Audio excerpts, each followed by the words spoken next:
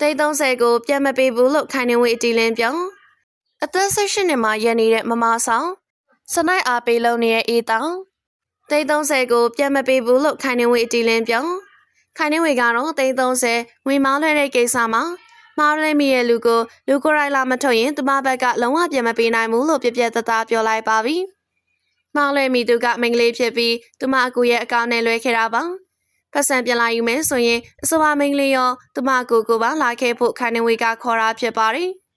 တစ်ဖက်ကမာလွေမီသူကလည်းခီးစိမ့်နဲ့တင်30လောက်ကုန်မယုံသူမတို့မောင်နှမနှစ်ယောက်ရဲ့လုံခြုံရေးအတွက်ပါဆိုရင်နိုင်ရောကြောင့်အဆိုပါကုန်ကြစီအလုံးနဲ့လုံခြုံရေးအာမခံနိုင်မှုကိုခိုင်နေဝေကပေးမယ်ဆိုမှလာနိုင်မှာလို့ပြန်လေတုံပြန်ခဲ့ပါတယ်ခိုင်နေဝေကတော့ကုန်ကြစီတွေလည်းမပေးနိုင်ကြောင်းနဲ့လူကိုယ်တိုင်ပြန်လာယူဖို့သာထက်ခါပြောနေရပါဒီဆုံးဖြတ်ချက်ကသူမတယောက်တည်းရဲ့ဆုံးဖြတ်ချက်မဟုတ်ပဲအသင်းကအဖွဲ့ဝင်တွေရဲ့ဆုံးဖြတ်ချက်လို့လည်းသူမကဆိုပါတယ်သူမနာမည်နဲ့ပရာဟီတာအဖွဲ့ကြီးမှာသူများရဲ့ဆုံးဖြတ်ချက်ကိုသူမကလိုက်နာရတယ်ဆိုတာရည်စရာကောင်းတဲ့အကြောင်းပြချက်ကြီးပါသူများချွေးနေစာကိုမတရားသဖြင့်လို့ချင်နေပြီးပြန်မပေးချင်မင်းညပန်နေရကြောင့်လူတွေကသူမကိုအထင်သေးနေကြပါပြီမောင်လေးမိရဲ့သူဖက်ကတော့နောက်ထပ်ရက်20ဆောင်းလို့မှအဆိုပါငွေပြန်မရရင်တော့လူလိုက်တယ်လို့ပဲသဘောထားကအဆုံးခံလိုက်တော့မယ်လို့ဆိုလာပါတယ်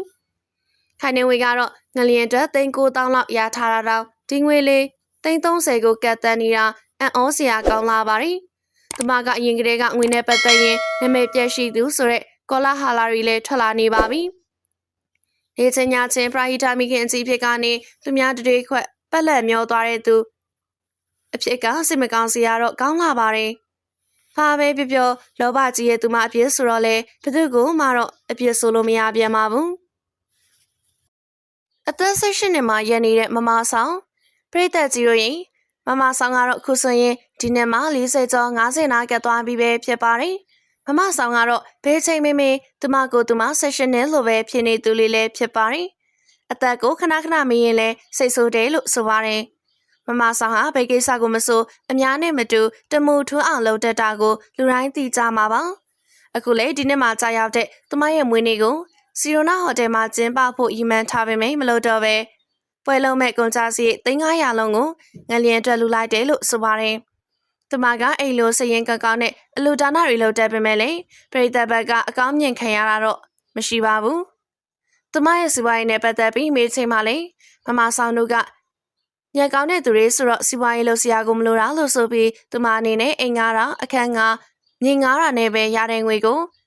တစ်နှစ်ကို3,000လောက်လူနိုင်တယ်လို့ဆိုပါတယ်။သူမအနေနဲ့ဘာစီဝိုင်းရေးမှာအပင်ပန်းခံလှုပ်ရှားမလို့ပေမဲ့ပြည်သူတွေကို3,000နဲ့ချီပြီးလူချင်းလို့ရတနာဆိုင်ဖွင့်ချင်သေးတယ်လို့ဆိုပါတယ်။ဖွင့်ရင်လည်းမမဆောင်နာမည်နဲ့ပဲဖွင့်မှာဖြစ်ပြီးသူမကိုချစ်တဲ့လူတွေကလည်းအားပေးကြဝေကြပါလို့စီပန်းခင်လိုက်ပါသေးတယ်။မမဆောင်ကတော့စိတ်ထားလေးကကောင်းပေမဲ့လောက်ရတော်တော်များများကမထော်မနှမ်းဖြစ်နေလို့ပရိသတ်ကအားပေးရမလို့အားမပေးရမလို့ဖြစ်နေကြတာပါ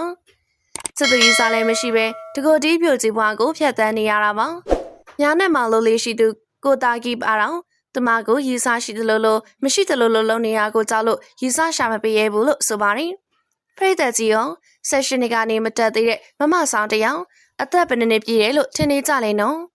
။စနိုက်အားပေးလုံးနေတဲ့အေးတောင်ပရိသတ်ကြီးတို့ရေမိုင်းတောင်ကတော့မကြောက်မရွံ့နော်ဖောအေထားကိုအားပေးနေပါတယ်ရှင်။နော်ဖောကသူများတက်စဉ်းစားပေးတတ်သူပါအစမပြေတဲ့အချိန်ဆိုရင်လည်းအချင်းချင်းစိတ်ခွန်အားပေးတတ်ကြတယ်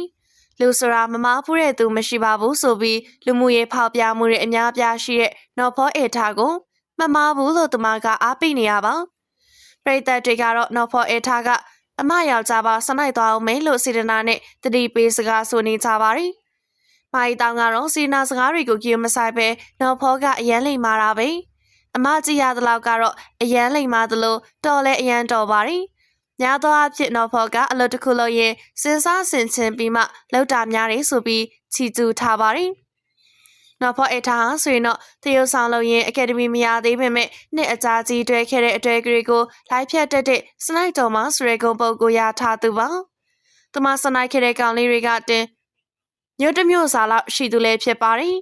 အကြောင်းတီသူတွေကတော့သူမနဲ့ဝေးရှောင်နေကြတာပါမိုင်းတောင်ကတော့ဖာစိတ်ကူနဲ့နော်ဖောအေထားဘက်ကနေလိုက်ပြောပေးနေလဲမသိပါဘူး နောက်ဖော်ရဲ့အမေနဲ့မာရီတောင်ကခင်မင်းနဲ့ဆိုတာပြောပေမဲ့လည်းလူမှုရေးဖောက်ပြတတ်တဲ့လူတစ်ယောက်ကိုဒီလိုအားပေးအားမြောက်လုပ်နေရကဝေဖန်ခံရစေပါတယ်။အခုဆိုရင်မာရီတောင်ရဲ့ပြည်သက်အချို့ကတော့နောက်ဖော်အထားနဲ့တရင်တနည်းမနေဖို့တတိပေးနေကြပြီးဖြစ်ပါတယ်။နောက်ဖော်ကချာလီတို့အတဲကိုအားကြတယ်လို့ပြောနေပြန်လို့ချာလီရီစာတီလည်းမျက်ခုံးလှုံနေပြန်ပါပြီ။သမီးစားရီကြားစနိုက်တိုင်းရနေတဲ့နောက်ဖော်အထားကတော့ဖေဘွားကဆူတောင်းနေတဲ့ပြည်နေလဲတော့မသိပါဘူး။မာရီတောင်တယောက်လည်းကိုယောက်ျားကိုနောက်ဖော်လက်ကကာကွယ်နိုင်ပါစေလို့မျှော်လင့်ပါတယ်ရှင်။